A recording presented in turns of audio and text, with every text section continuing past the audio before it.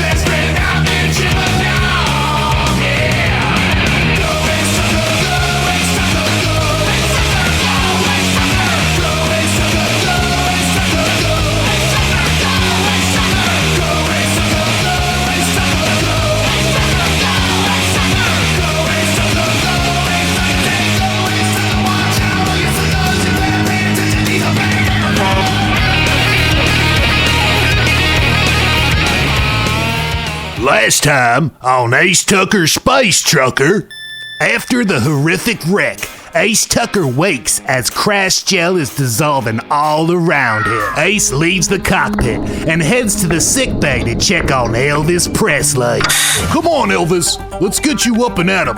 Ace throws Elvis over his shoulder and walks through the back entrance into the mansion. Ace makes his way upstairs, then stops cold when he hears a commotion coming from behind the closed doors at the top of the stairs. Hank, is that you? It's me, Ace. I'm gonna open the door, but you have to calm down, okay? I don't want any more trouble. I've got Elvis with me.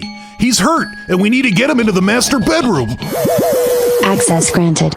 Long live the king. There, dead center in the room, is a pristine, bright purple 1959 Cadillac Eldorado Biarritz convertible. Are you gonna put his hands on the steering wheel, or do I have to bite your damn nuts off? All right. Here goes. Oh, wait, all right, man. Here we go. Hey, man, buckle up, Buttercup. As soon as the caddy's tires hit the well-manicured lawn, Elvis slams on the brakes, putting it into a power slide that chews up grass and throws dirt everywhere. Oh, I think I'm gonna puke.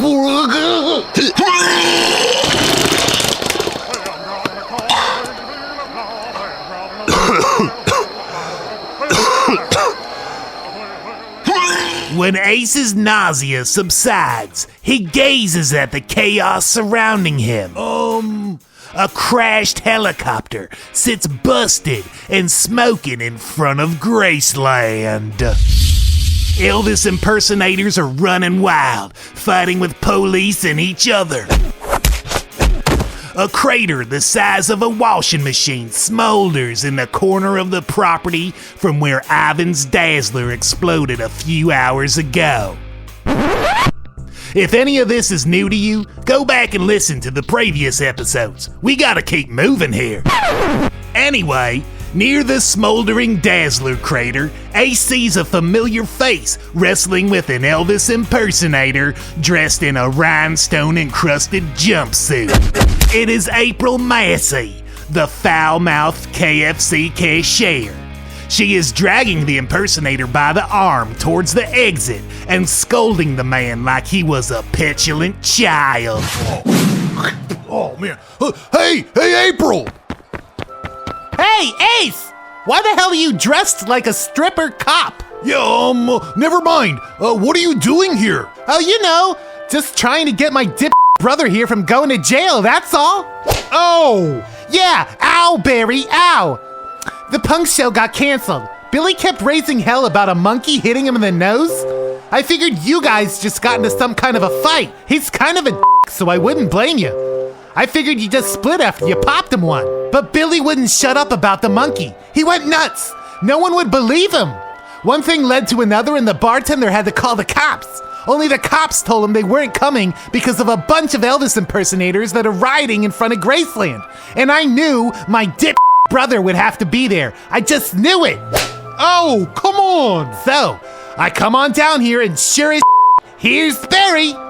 You don't understand, sis. Elvis needs our help. No way, Jose. How much weed did you smoke today? What the hell is wrong with you, Barry? A freaking police helicopter just crash landed at Graceland. We need to get the hell out of here. Ow! I'm not sure they can help it. What? The impersonators. I don't think they can help themselves. Come on, let me show you something. Ace turns to lead April back towards Elvis and the 1959 Cadillac Eldorado Biarritz, but they are gone. What? Where'd it go? Where'd what go? The Cadillac, the Eldorado Biarritz. It was right here, right over there where those 3 Elvis impersonators are pummeling that cop. Dude, are you smoking reefer too? What the hell is going on here tonight? Well, I gotta go. Barry! Get back here! Barry! Stop! Damn it! You bag! April, wait! Ace runs after April around to the back of the mansion just in time to see Barry tearing off for the field where Betty had crashed back in episode 7. And there, Ace sees a purple Cadillac Eldorado Biarritz approaching a floating rectangle of light with a ramp coming out of it. Whoa, that's Betty! She's still cloaked, but Ivan's got the loading doors open. The caddy is driving into the cargo bay. Just then, the Dazzler switches off its holographic projection, revealing a hovering 18-wheeler with cartoon rocket nacelles extended from its back trailer. Betty, in all her stunning glory. Holy That's impossible! Jesus Christ! What the hell is that? And to make things worse, Agent Calhoun, the bad-tempered FBI agent, comes running out of nowhere and tackles Ace. Calhoun pins Ace to the ground with shocking efficiency, leaving Ace temporarily dazed. Got you, spaceman! You ain't going nowhere! Hey man! Get off of him! Get off! Get off! Get off! Get As the 3 wrestle in the most undignified way, Ace feels the hairs on the back of his neck begin to rise. His stomach knots up as a bright blue beam surrounds himself, Agent Calhoun, and April. A split second later, the 3 begin to inch off the ground. Ivan had hit them with Betty's grappling beam. Ugh, can't move. What's that smell? It's like a sweet, sugary scent. Oh man, I always heard you're not supposed to use these grappling beams on living beings for the risk of brain damage. I hope my brain isn't melting right now. 10 seconds later, the grappling beam disengages, and Ace, April, and Calhoun drop in a pile on the floor of Betty's cargo bay, next to Elvis's purple Cadillac. The caddy rests unoccupied with the top down in the dead center of the cargo bay, surrounded by stacks upon stacks of Mustache Supernova's stage gear. Amplifiers, PA speakers, lighting rigs, sound monitors, and various stage equipment have all been pushed away to form a perfect circle around the Cadillac. 4 long cables run from the caddy's engine into the wall near a computer access panel. But Ace doesn't have time to figure out why, because April and Calhoun are absolutely losing their right now. Try to stay calm. Try to stay calm. We're safe. We're safe. Whoa, what is that? Feels like riding a fast-moving elevator that just shot up 40 floors in under a second. Oh man, I know what that is. Ivan must have punched the engines, and Betty is rocketing skyward. We're headed into outer space. What? What? What the hell? What's going on here? Guys, please try to stay calm. I can explain everything. What the hell is going on here? All right, that's better. Wait, what the? What's that in their necks? Oh man, that's a Sleepinol X14 sedative dart. a high-grade animal tranquilizer. Betty, did you just trank these people? Yes. Their adrenaline, cortisol, and norepinephrine levels were extremely elevated. The male subject was about to have a stroke and the female was on the verge of a psychotic break. I diluted the sedative, so they are sleeping comfortably now. I will monitor them and make sure they are okay. Well, I'm not just gonna leave them here in the damn cargo bay. Ace picks up April and flings her over his shoulder and brings her to sick bay. Then does the same with Calhoun. When he is satisfied the two are safe in their med cots, Ace storms out and straight for the cockpit. There he finds Ivan, sitting in the pilot seat with his long chimpanzee fingers draped over the steering wheel. Elvis Presley is sitting in the co-pilot seat, and Hank the Basset Hound lays between the two on the floor. On the heads-up display at the front of the cockpit, there is a picture of Mary Ann, the sweet Kansas farm girl from Gilligan's Island. And the three of them seem to be in a very heated argument. Yeah, I'm telling you, Elvis, she had no right to be there. Oh, what do you mean, no right? She was there for a 3-hour cruise. Okay, right, a 3-hour cruise, yeah, with a millionaire, a movie star, and a professor. All people who obviously have money and can afford a 3-hour pleasure cruise. What the hell kind of money does Mary Ann have? What was her job? Yeah, she was some kind of a store clerk or something, wasn't she? She was a farm girl from Kansas. Oh, yeah, right. A farm girl. What the heck was a farm girl from Kansas doing on a cruise with millionaires and movie stars? Oh, man. I'll tell you what. Sabotage. What? Yeah, think about it. Everyone else had the reason to be on the boat. Gilligan and the skipper were working. The Howes were out for a pleasure cruise, same as the professor, and just like Ginger, who was a freaking movie star, by the way. All people who have enough money to pay for a 3-hour cruise. How the hell would a farm girl from Kansas have the kind of dough to rub elbows with these kind of people? She wouldn't. She was there for another purpose. She was there to sabotage the minnow and make sure they got shipwrecked. Oh, well, wait a minute, man. It was a storm that got them shipwrecked. Yeah, man. Well. Yeah, so? She's from Kansas. She knows how to read meteorological signs and predict when a storm is coming. I bet she did something to make sure the tiny ship was tossed. Listen, man, the skipper is a pro sailor. He's a salty dog who's lived his whole life on the sea. He would have been able to steer clear of that storm and return them safe to port, unless sabotage. Oh, yeah, man, but, well, yeah, why would she do that? Why maroon them on that island? Oh, yeah, man. Well, that's the real question, isn't it? But I don't trust that cute Suka. Gilligan's Island again? Yeah, Ace, care to weigh in on this? No, Ivan, I wouldn't. But I'll tell you what I would like to know, damn it. What the is going on here? What do you mean? What do you mean, what do I mean? Elvis, you didn't tell him? Hey man, he jumped out of the caddy before I had a chance, remember? Oh man. Don't look at me, monkey man. I was just worried about keeping the king safe. I didn't know yous guys were on the up and up. All right, let's go to the kitchenette, Ace. You're gonna want to have a drink when you hear this. After a quick trip to the kitchenette, where Ace loads up a small portable cooler with beer, he follows Ivan, Elvis, and Hank into the cargo bay. Yeah, so as soon as the caddy emerged from the tunnel, it and Betty established some sort of ad hoc recovery network and were automatically drawn together. Some sort of failsafe that has to do with the Valdovian tech in both machines.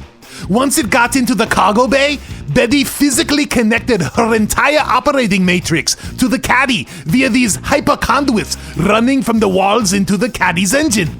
Oh yeah, man, the caddy's got one hell of a repair system on board. It's what jump-started my nanobots too. that shiny jerk fried them pretty good, but once I touched the caddy, the bots got rebooted from a reboot signal, and they fixed me up good as new, yeah, man. Nanobots? Right. Ivan said he detected the microscopic robots in your bloodstream when we first brought you aboard after you were shot. Wow! That spot on your side that looked like black melted plastic is gone. Oh, yeah, man. Oh, they're 7th generation nano cyber systems, modulated by Higgs replicating quantum fluctuators, man. Oh, man. They work to repair all living tissue and enhance my tragballs or phosphors and my living Stixter logs and everything that runs through the tissue alveolators. And then sometimes they go straight up into the sphincteronal. Jeez. What is this guy talking about? Because it's all connected. At least this beer is starting to kick in. It's been too long since I had a nice tug of Dark Star beer. Making it a time machine and Wait, everything, you know? what did he just say? Sorry, what's that? You're gonna have to start over. What the hell did you say was built into this car? Oh, yeah, man. It's a super secret experimental time machine from the future. Well, man. Uh-huh. And how'd you get it? Oh, man. All right. Hey, let me start from the beginning, okay? All right. So, on the day I faked my death, 2 extraterrestrials from the future appeared outside of Graceland. They were all starry-eyed and giddy at first, yeah, man. They kept going on and on about my destiny among the stars, uniting the cosmos, bringing peace to galactic systems, weird stuff like that. Oh, man, I thought they were just coked-out super fans at something. You know, I was kind of cranky because I had to take a monster dump and was on my way to the John. I just didn't have time for that kind of jibber-jabber, man. Oh, yeah, so I told him to get off my land. Oh, man. But then, one of the ETs used something called a mind tap to show me the future. Oh, yeah, man. In the year 2384, a Valdovian working as a delivery boy for a sandwich shop named Zimizon's invents a device that allows him to deliver a customer's food before they even order it. Although simple in its design, able to only travel 30 minutes into the past, the device makes Zimizon's motto, outlandishly expeditious, more on the nose than anyone could have dreamed. It revolutionizes food delivery and the galaxy itself. Now, simply having the intention to order could result in fast, delicious sandwiches showing up at your door in the hands of a smiling Zimizon employee. Zimizon's becomes the biggest company in the Milky Way and begins looking for expansion opportunities. They decide to take the plunge by entering the neighboring market of the Andromeda Galaxy. Zon Zimmerson, founder and CEO of Zimizon's, makes the first delivery himself. It is a complete disaster. The Greys, a species of sandwich-hating humanoids, take Zimmerson's sudden appearance as an act of war. They kidnap and torture him, gleaning enough information to build their own rudimentary time machine. And they use it to wage war across various points of time and space throughout the Milky Way. Millions die. Valdovian scientists eventually create an even better time machine, giving the Milky Way a giant lead in the temporal war. At the same time, the Greys begin work on a weapon of temporal mass destruction.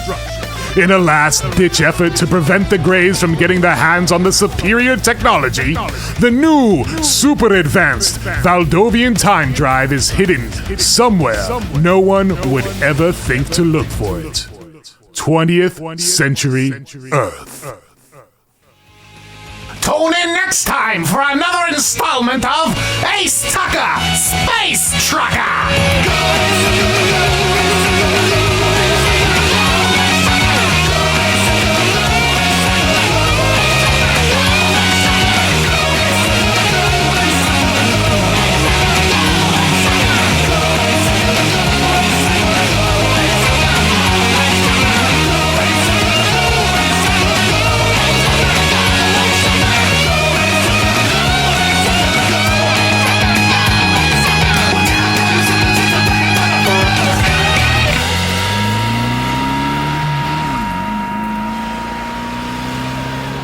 For access to all the music used in this episode, as well as Ace Tucker Space Trucker merchandise and uncensored versions of episodes, visit acetuckerspacetrucker.com.